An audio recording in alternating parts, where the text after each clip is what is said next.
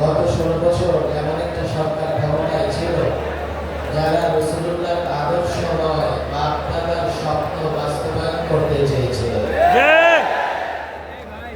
যার জন্য বাংলাদেশে এতটা ব্যাপকভাবে কোথাও সিরাত সম্মেলন করা যায়নি। ফলাফল পরিণতি কি হয়েছে তাদের? 53 বছরে অনেক পরিবর্তন হয়েছে, কিন্তু 5ই আগস্ট যে পরিবর্তন হয়েছে, বিগত 53 বছরে যে কটা পরিবর্তন হয়েছে, কোন সরকার প্রধানকে পালাতে হয়নি।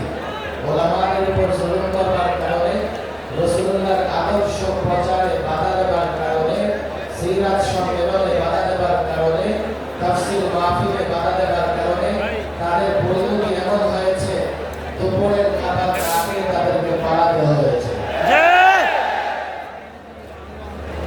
রাসূল সাল্লাল্লাহু আলাইহি ওয়াসাল্লামের আদর্শটা আমাদের কাছে এমন, আমরা রাসূলুল্লাহর আদর্শ এতটা দৃঢ়ভাবে ধারণ করি, আমরা রাসূলুল্লাহর আদর্শ এতটা দৃঢ় মজবুতির সঙ্গে গ্রহণ করেছি, এর বিনিময়ে গোটা দুনিয়া আমাদেরকে দিয়ে দিলেও আমরা তা গ্রহণ করব না।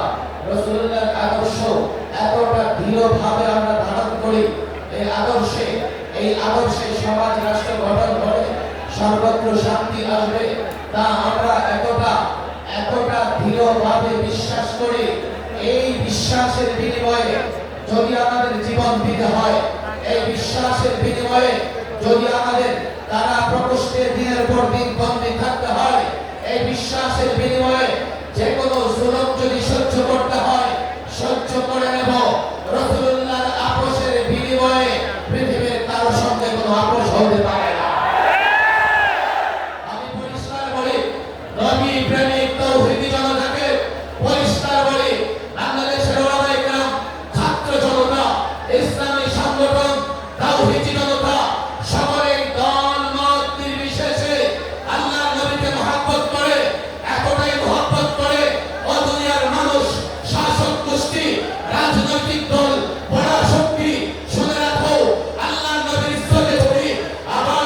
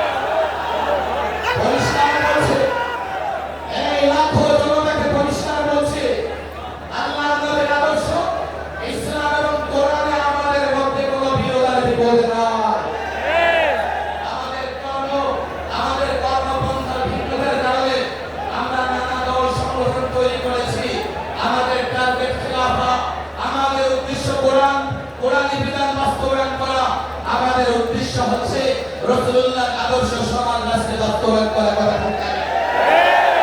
আল্লাহ তাবারক ওয়া তাআলা এই জাতীয় সিরাত উদযাপন করে কবুল করে নিন, এই আয়োজকদের কবুল করে নিন। আরো আগে ওনারা আসার কথা ছিল, কিন্তু আজকে বিকেল থেকে প্রধান উপদেষ্টার নেতৃত্বে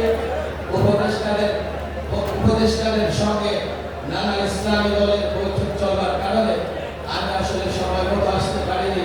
আল্লাহ তাবারক ওয়া তাআলা যেন আমাদের সকলের ভিতরে মজবুত দৃঢ় ঐক্য তৈরি করে দেন। আমিন। একসঙ্গে যেন বাংলাদেশে ইসলাম প্রতিষ্ঠা করতে পারি সেই তৌফিক দান করেন। আমিন।